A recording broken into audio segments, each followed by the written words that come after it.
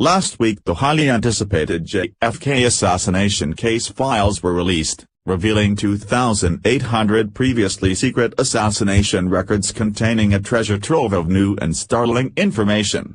As we learned the unbelievable truth that Lee Harvey Oswald was working with the CIA to assassinate the President of the United States, now another embarrassing secret has been revealed and liberals are not too happy about, as this inconvenient truth puts a massive stain on the Democratic Party.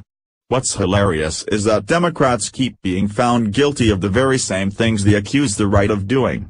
How many times have we heard them push the ridiculous narrative of Trump colluding with the Russians, where they've tried for months to get him impeached, only to discover this week about Hillary and Obama's blatant act of treason where they transferred 20% of the United States uranium to Russian mining companies and then placed gag orders on FBI officials to keep the truth from coming out. Another favorite thing to accuse Trump and conservatives of is being racists, where they love to throw around the nonsense that Republicans are white supremacists and minority-hating bigots. But unfortunately for liberals, what just came out in the JFK files reveals a highly alarming affiliation with one of their favorite past presidents, Lyndon B. Johnson.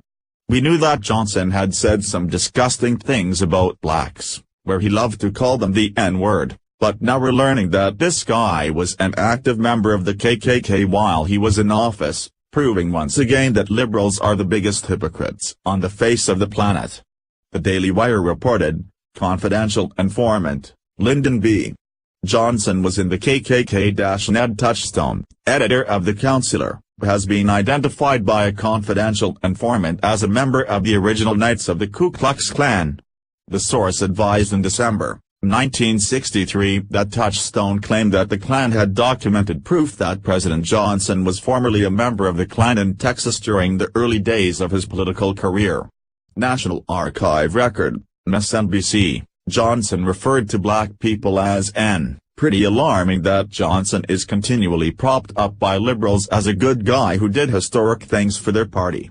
Here's one of Johnson's most infamous and racist quotes that we should constantly remind our liberal neighbors of whenever they try and spout that nonsense that Trump is a white supremacist. These Negroes, they're getting pretty uppity these days, and that's a problem for us since they've got something now they never had before, the political pull to back up their uppityness.